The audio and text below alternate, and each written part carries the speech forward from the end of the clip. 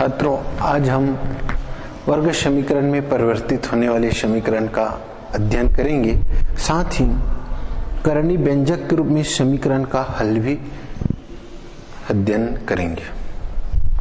छात्रों, कुछ समीकरण ऐसे होते हैं जो दिखने में वर्ग समीकरण नहीं होते, लेकिन उपयुक्त रूपांतरण करने पर वह वर्ग समीकरण में परिवर्तित हो जाता है। फिर हम उसका हल प्राप्त करते हैं। तो इस तरह से मुख्यतः 3 प्रकार के समीकरण होते हैं जिनको हम रूपांतरण करते हैं, परिवर्तित करके वर्ग समीकरण प्राप्त करते हैं। पहला है ax स्क्वायर। पहला प्रकार है ax to the power 4 plus bx square plus c equal 0। ax to the power 4 plus bx square plus c equal 0। ये पहले प्रकार का समीकरण है जो दिखने में वर्ग समीकरण नहीं है, लेकिन हम यदि इसको x जो चर है उसका वर्ग को हम कोई दूसरा चर मान लें तो हमको दूसरे चर के रूप में इसका हल प्राप्त होगा। फिर उस हल को लास्ट में हम x के रूप में परिवर्तित कर सकते हैं। तो इस प्रकार के जो वर्ग समीकरण होगा उसमें हम x स्क्वायर इक्वल कोई दूसरा चर y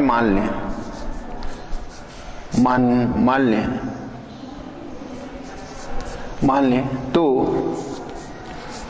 समीकरण किस रूप में बदल जाएगा? ये हो जाएगा x टू दी पावर 4 है तो हम इसको लिखेंगे x square to the power 2 plus b x square plus c equal 0। जहां पर x स्क्वायर है उसके जगह हम एक दूसरा चर रखेंगे y स्क्वायर, यहां पर रखेंगे तो ये हो जाएगा by प्लस c इक्वल 0। अब देखिए, ये जो समीकरण हमको किस रूप में दिखाई दे रहा है? वर्ग समीकरण के रूप में। अब इस वर्ग समीकरण का हम y के रूप में हल प्राप्त करेंगे। y के रूप में 2 हल प्राप्त होगा, हमको 2 हल मिलेंगे y के रूप में। इन दोनों हलों को हम फिर पुनः x के रूप में परिवर्तित करेंगे तो y के 2 मान प्राप्त हुए। यदि y1 और y2 तो हम इसे x के रूप में लिखेंगे तो ये हो जाएगा root y1 and root y2। पहला प्रकार का जो वर्ग समीकरण है जिसको परिवर्तित करना है वो x की अधिकतम घात 4 होती है। तो 4 होने पर हम एक दूसरा चर मान लेंगे x स्क्वायर इक्वल 4 मानेंगे तो ये इस रूप में परिवर्तित हो जाएगा, एक वर्ग समीकरण बन जाएगा। वर्ग समीकरण बनेगा, उसको हम y के रूप में हल प्राप्त करेंगे, 2 मान मिलेगा। इन दोनों मानों को हमको x की, चूंकि हमको x के रूप में ये समीकरण दिया गया है तो जो मान प्राप्त हुआ है उसको भी हम x के रूप में ही हम प्राप्त करेंगे। तो x स्क्वायर इक्वल y है तो x का मान निकालने के लिए स्क्वायर रूट हो जाएगा, रूट y। तो ये दोनों मानों का हम क्या निकालना पड़ेगा? Square root. तो ये x के रूप में हमें प्राप्त हो जाएगा। ये पहले प्रकार का समीकरण है। इसका हम एक एग्जाम्पल प्रश्न देखते हैं।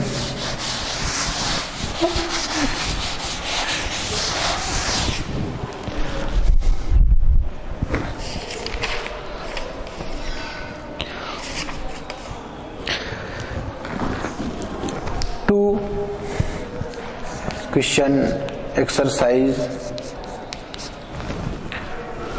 3.5 का पहला है। 3.5 का पहला क्वेश्चन है 2z to the power 4 2z to the power 4 minus 5z square plus 3 equal 0।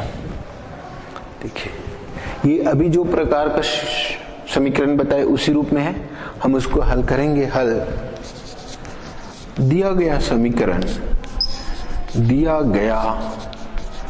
गया समीकरण है 2z² minus 5z² plus 3 equal 0 for z समीकरण में उपर्युक्त समीकरण में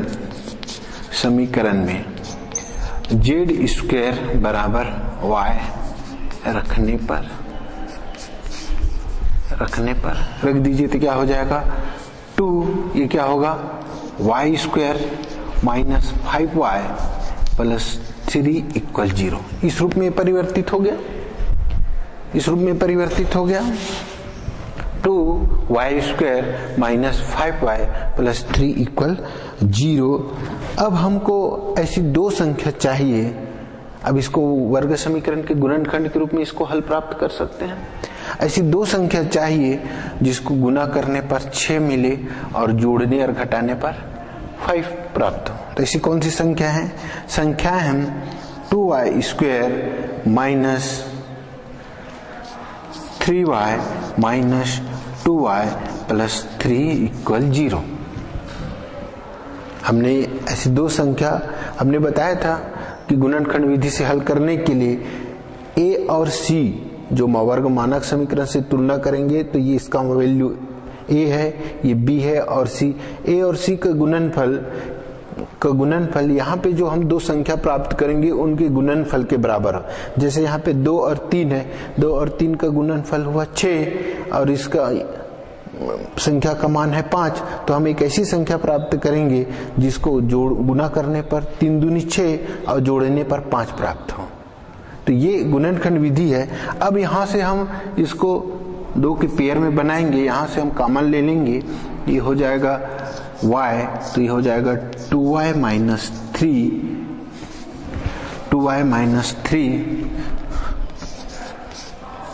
ये जो अपने को प्राप्त हुआ है एक घाती पद, उसको यहाँ लिखेंगे 2y माइनस 3 इक्वल 0। अब यहाँ पे चूंकि ऋण है तो यहाँ पर भी हम ऋण लेंगे और यहाँ पर हो जाएगा ऋण 1, क्योंकि ऋण 1 से जब हम इसको गुना करेंगे तो ऊपर के जो पद हैं minus 2y minus minus plus 3 प्राप्त होगा।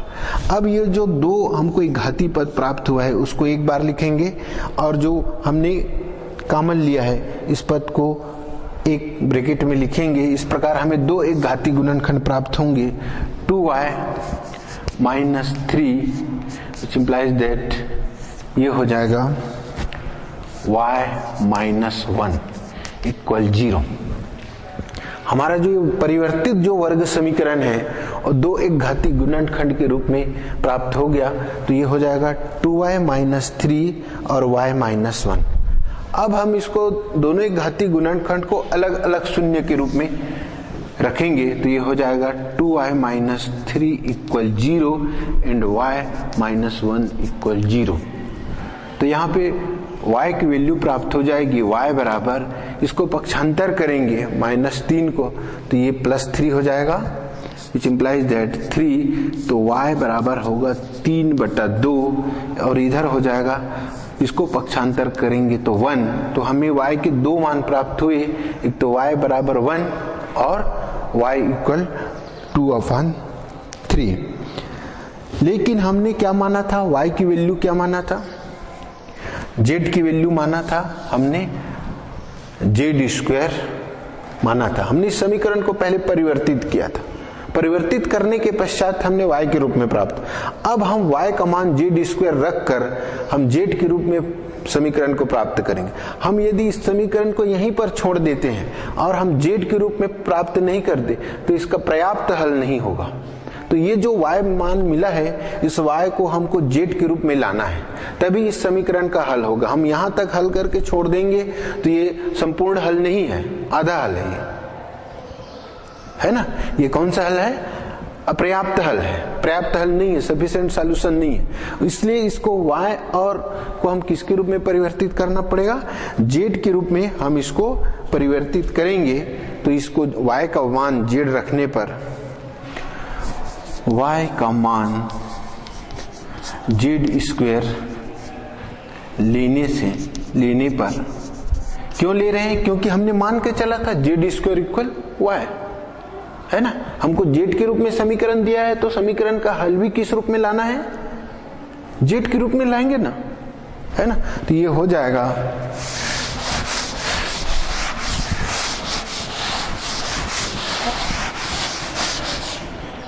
Z square equal 3/2 and Z square equal 1। Taking both the side square root, दोनों तरफ वर्गमूल लेने पर, दोनों पक्षों में वर्गमूल लेने पर ये हो जाएगा जेड इक्वल प्लस माइनस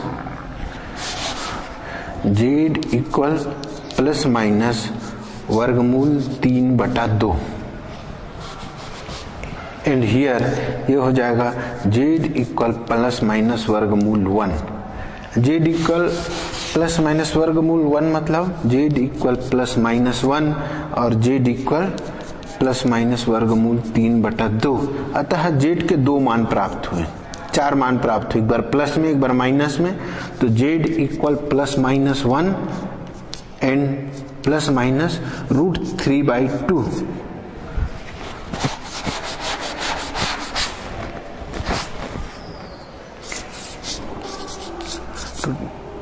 यही इसका उत्तर होगा, इस समीकरण का ये उत्तर होंगे।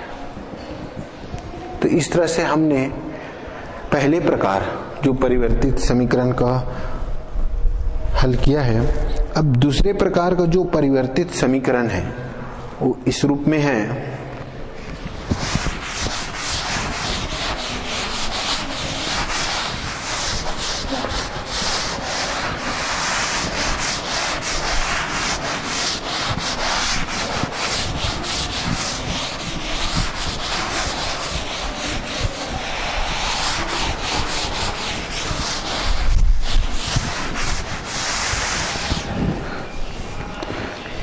px plus qx, second type का जो समीकरण होता है px plus qx q/x equal r,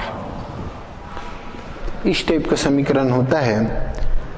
इस टाइप के समीकरण में जहां x नॉट इक्वल टू 0, जहां x कैसा होगा, जहां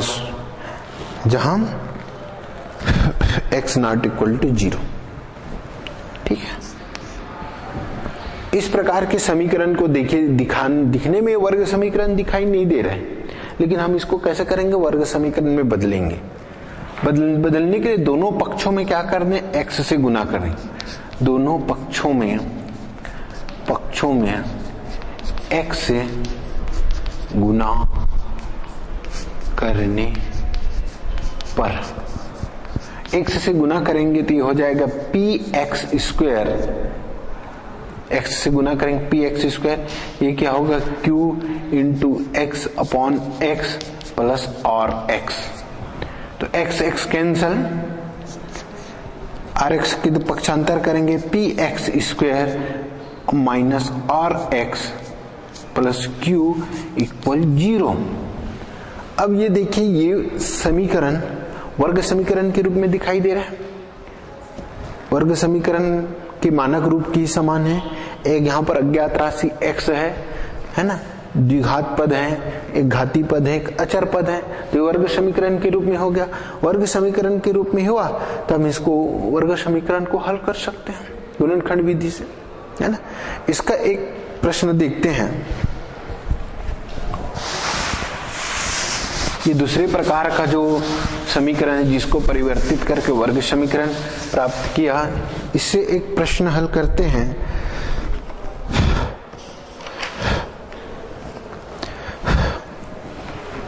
y क्वेश्चन नंबर इसी एक्सरसाइज का 8, 10y equal 11 plus 6 upon 11 plus 6 upon y, ये इक्वेशन है, ये समीकरण है जो देखने में तो वर्ग समीकरण दिखाई नहीं दे रहा है, लेकिन हम जब इसको हल करेंगे, त्रिय गुणनफल वगैरह करेंगे तो हमें वर्ग समीकरण दिखाई देगा, है ना। 10y, एक बार पुनः प्रश्न को देख लें। 10y equal 11 plus 6 upon y। इसी प्रश्नवाली का क्वेश्चन नंबर 8 है, इसको हल करना है। तो देखिए, दिया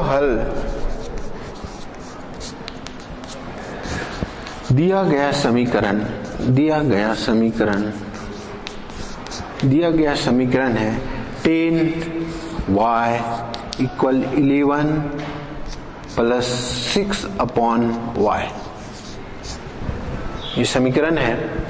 हम इस समीकरण के दोनों पक्षों में y से गुना कर दें। किससे गुना कर दें?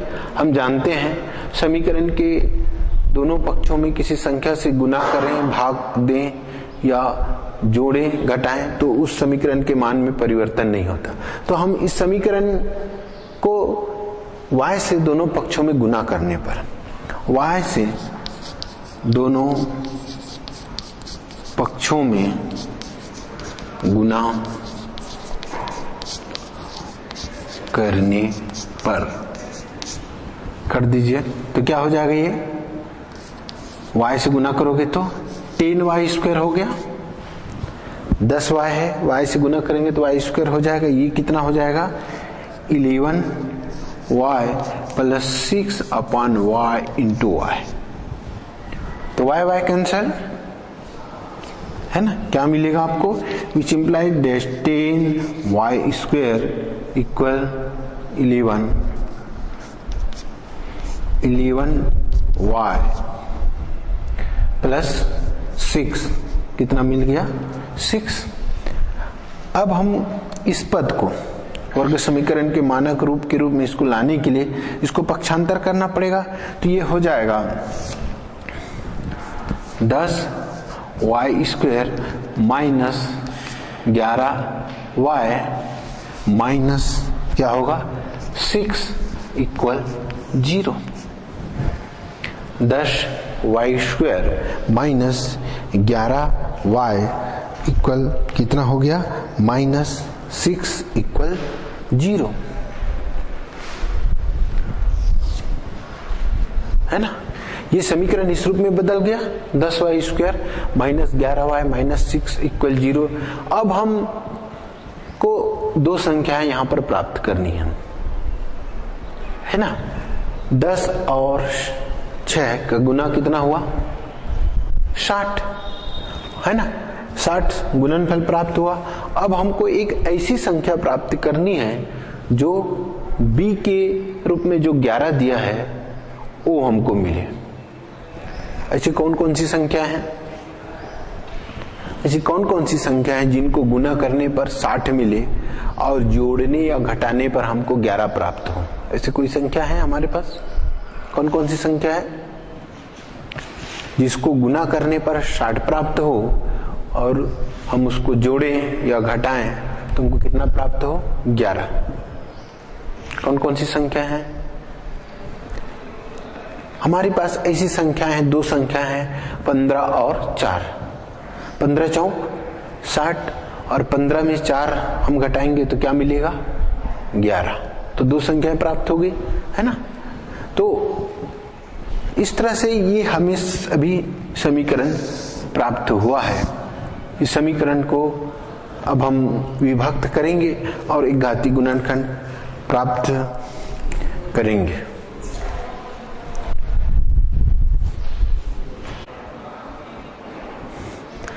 अब हम इस समीकरण को हल करेंगे। इसके लिए हमने दो संख्याएं प्राप्त किया है। दो संख्याओं 10 और 6 को गुना करने पर जो संख्या प्राप्त होगी उसको इस तरह से विभक्त करना है कि हमको जो एक घातीय पद के मान प्राप्त हो। तो ऐसी हमारी पास संख्या है 15 और 4। तो ये हो जाएगा 10y स्क्वायर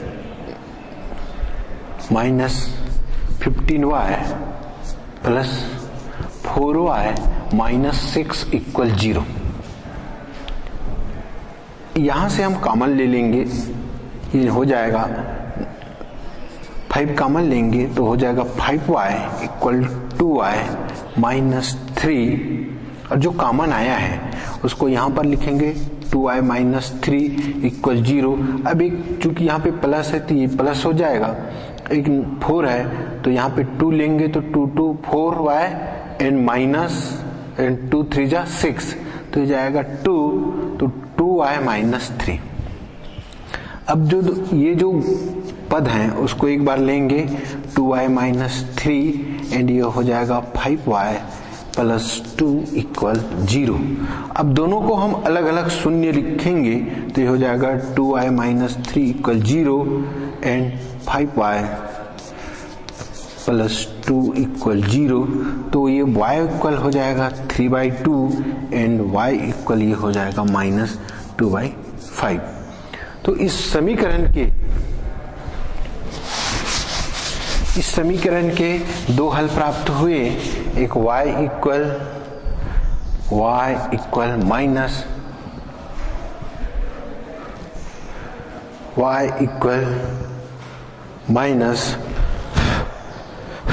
(2/5) एंड 3/2।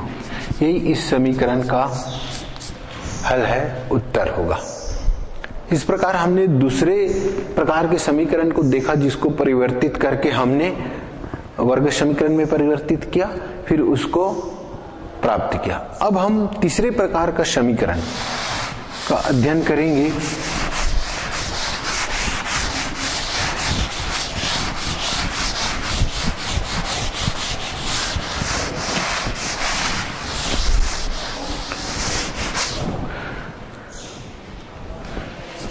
तीसरे प्रकार का समीकरण करणी व्यंजक वाले रूप में समीकरण का हल करना।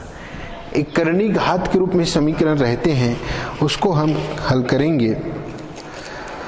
इसका समीकरण का रूप होते हैं ax root ax plus b plus cx plus d equal 0, जहां पर a b c d ये r वास्तविक संख्याओं के समुच्चय के अवयव होते हैं। इसमें हम ये बराबर यहां पे रहेगा, इस टाइप के रहते हैं समीकरण। इसको पहले स्क्वायर रूट को हटाना पड़ता। स्क्वायर रूट को हटाने के लिए दोनों पक्षों में वर्ग करेंगे, दोनों पक्षों में वर्ग करने पर ये प्राप्त हो जाएगा ax प्लस b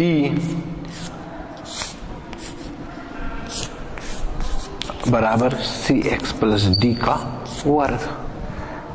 यहाँ वर्ग और वर्ग कट गया तो ये मिल गया ax प्लस b।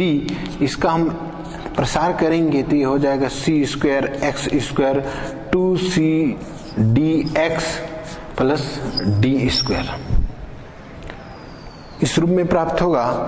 अब हम इस पद को ले जाएं उधर तो ये हो जाएगा c square x square plus 2c dx plus d square minus ax plus minus b equal 0। इस रूप में समीकरण प्राप्त हो जाएगा। समीकरण इस रूप में प्राप्त होगा। अब देखिए यहाँ पे वर्ग वाले पद आ गए तो ये हो जाएगा c स्क्वायर x स्क्वायर, यहाँ से x के पद हैं वहां से निकल जाएगा 2cd minus a into x plus D square minus b equal 0। देखिए वर्ग समीकरण है, इस समीकरण का वर्ग रूप है, ये घाती पद है, ये अचर पद है। अब इस वर्ग समीकरण का हल करके हम x के मान ज्ञात कर सकते हैं। अब x के जो मान आएंगे पर दो प्रतिबंध लागू होगा।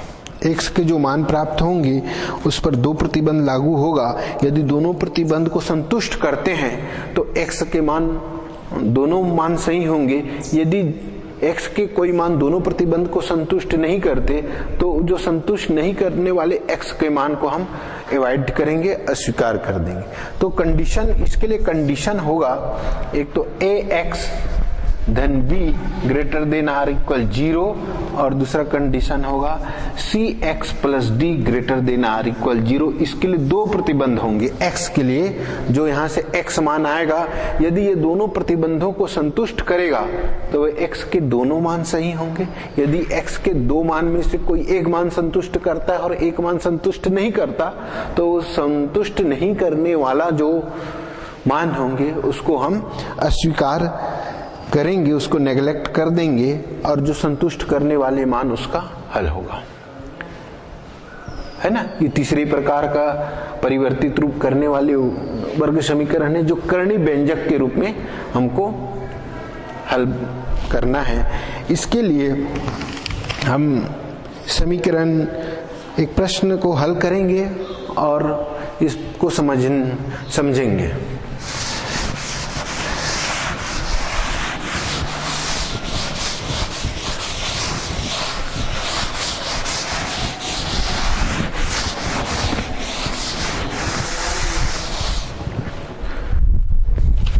प्रश्न है रूट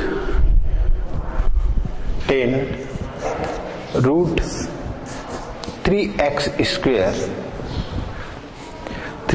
स्क्वायर माइनस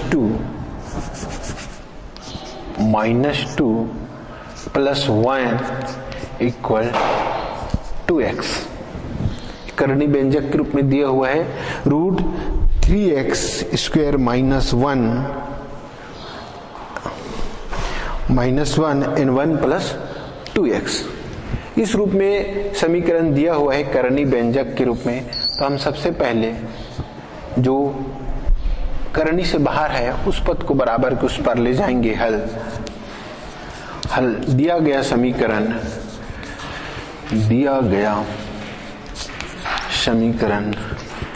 समीकरण है root 3x square minus 2 plus 1 equal 2x। इसको उस पार ले जाएंगे तो समीकरण हो जाएगा वर्गमूल 3x square minus 2 equal 2x minus 1। हमने जो अचर पद था उसको ले गया, बराबर की उसको ले गया। अब इस समीकरण का हमको हल प्राप्त करना है। इस समीकरण का हल प्राप्त करने के लिए हम इसके दोनों पक्षों को वर्ग में लेंगे और वर्ग करके हम वर्ग समीकरण प्राप्त करेंगे। दोनों पक्षों के समीकरण के दोनों पक्षों में वर्ग करने पर समीकरण के दोनों पक्षों में वर्ग करेंगे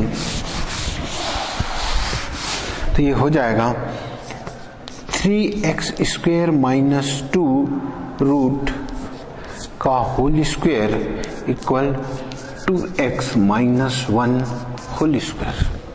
देखिए स्क्वायर और स्क्वायर रूट कैंसिल हो जाएंगे, क्या बचेगा 3x स्क्वायर माइनस 2 इक्वल ये हो जाएगा 4x square minus 4x plus 1।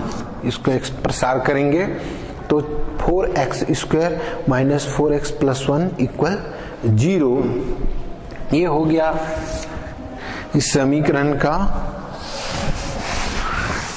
को हमने कर्णी को हटा दिया। कर्णी को हटाने के पश्चात हम जो चर पद हैं उस चर पद को एक तरफ ले आएंगे तो ये हो जाएगा आपका लाने पर इस 4x स्क्वायर ले आइए इधर तो ये हो जाएगा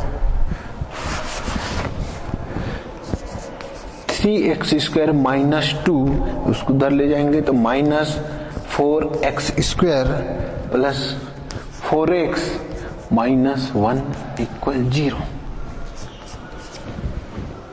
इस रूप में आ गया। और माइनस 4x स्क्वायर में 3x स्क्वायर माइनस हो जाएगा तो minus x square and 4x में 4x ऐसे ही रहेगा 4x क्योंकि 4x एक ही पद है and minus 2 and minus 3 1 minus 3 equal 0, तो हम इसको यदि वर्ग समीकरण के मानक रूप में लें तो -1 से दोनों पक्षों में मल्टीप्लाई करने पर यह हो जाएगा x² - 4x + 3 equal 0। 4x² - 4x + 3 equal 0। अब ये वर्ग समीकरण में आ गया, परिवर्तित हो गया। हमारा समीकरण किस रूप में परिवर्तित हो गया? वर्ग समीकरण में। अब हम इस समीकरण का हल प्राप्त करेंगे। तो ऐसी कौन सी संख्याएं हैं जिसको यहां पर 1 है, यहां पे 3 है, गुना करने पर 3 मिले और जोड़ने पर कितना मिले? 4 मिले। कोई है ऐसी संख्या? है कोई संख्या जिसको गुना करने पर 3 प्राप्त हो और जोड़ने पर 4 मिले? है? कितना? 3 और 1। यस, राइट आंसर 3 और 1। 3 और 1 को हम गुना करेंगे तो 3 मिलेगा और 3 में जब हम 1 प्लस करेंगे तो कितना मिलेगा? 4। तो 3 और 1 है ना। हम इसको लिखेंगे x² - 3x - x + 3 इक्वल 0। हम यहां से x कॉमन ले लेंगे, x -3 है ना, और x -3 को हम यहां लिखेंगे और चूंकि यहां पे माइनस है तो इसलिए -1 यहां हो जाएगा इक्वल 0। अब चूंकि ये x -3 यहां पर है तो उसको हम एक बार ले लेंगे x -3 एंड ये हो जाएगा x -1 इक्वल 0। तो हम ये जो वर्ग समीकरण है दो एक घाती गुणनखंड के रूप में प्राप्त हो गए। अब इस दो एक घाती गुणनखंड है उसको हम अलग अलग शून्य के रूप में रखेंगे, अलग अलग शून्य के रूप में रखेंगे और x के मान प्राप्त करेंगे। अलग अलग शून्य के रूप में रखने पर x -3 equal 0 and x -1 equal 0। तो क्या प्राप्त हुआ? x इक्वल 3 और x इक्वल 1। x के दो मान प्राप्त हुए, एक तो x इक्वल 1 और x equal 3।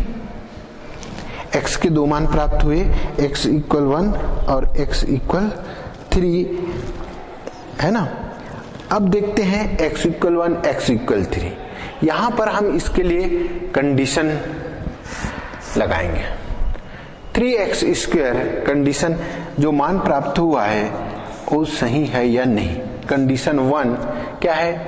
3x² - 2 greater than 0, greater than or equal 0 पहला कंडीशन। और दूसरा कंडीशन के लिए क्या होगा? 2x - 1 है ना। 3x² ग्रेटर देन 0 मतलब हुआ कि 3x² ग्रेटर देन 2। इसका क्या मतलब हुआ? इसका ये मतलब हुआ कि 3x² ग्रेटर देन 2 है ना। मतलब ये हुआ कि x² ग्रेटर देन 2/3। देखो x के 1 मान रखोगे तो भी 2/3 से बड़ा होगा, 3 रखोगे तो भी 2/3 से बड़ा होगा। x का मान 2/3 का मतलब हुआ 0.666 इस टाइप का, और 1 का मान रखोगे तो 1 इससे बड़ा है, और 3 रखोगे तो 3 का वर्ग 9, ये भी बड़ा है। मतलब x इक्वल राइट इस कंडीशन को सेटिस्फाई कर रही है। और दूसरा जो कंडीशन बनेगा 2x - 1 greater than condition 2, condition 2 greater than 0, तो ये हो जाएगा 2x greater than 1 which implies that, इसलिए ये हो जाएगा x ग्रेटर देन 1/2। अब देखो 1 का मान यहां पर रखोगे तो 1/2 से बड़ा है, तो x यहां के लिए भी सत्य है, x का मान 1 और यहां के लिए भी सत्य है। अब हम 3 रख के देखें, 3 का वर्ग होता है 9, 2/3 से बड़ा है। अब यहां रखें 3 1/2 से बड़ा है। मतलब x के जो दोनों मान प्राप्त हुए हैं इस कंडीशन को कैसे करते हैं? संतुष्ट कर रहे हैं। कैसे कर रहे हैं? संतुष्ट कर रहे हैं। x इक्वल 1 और 3 कंडीशन 1 है ना, और कंडीशन 2 को कैसे कर रहे हैं? संतुष्ट कर रहे हैं। अतः ये दोनों मान उत्तर होंगे, अभीष्ट उत्तर होंगे। अतः ये दोनों जो मान हैं x इक्वल 1 और x इक्वल 2 दोनों इस समीकरण के हल होंगे। समझ आ रहा है ना? एक करनी वाले समीकरण में जब आप हल करेंगे तो कंडीशन अप्लाई करना बहुत जरूरी है। कंडीशन अप्लाई पर ही जो आपके x के मान निकलेंगे वो इस शर्त को पूरा करना चाहिए। जो शर्त को पूरा करेगा वो उस समीकरण का हल होगा, और जो शर्त को पूरा नहीं करेगा उस समीकरण का हल नहीं होगा। इस प्रकार आज हमने वर्ग समीकरण के परिवर्तित होने वाले समीकरण के रूपों को देखा, साथ ही करनी व्यंजक के रूप में समीकरण का हल भी हमने प्राप्त किया। धन्यवाद।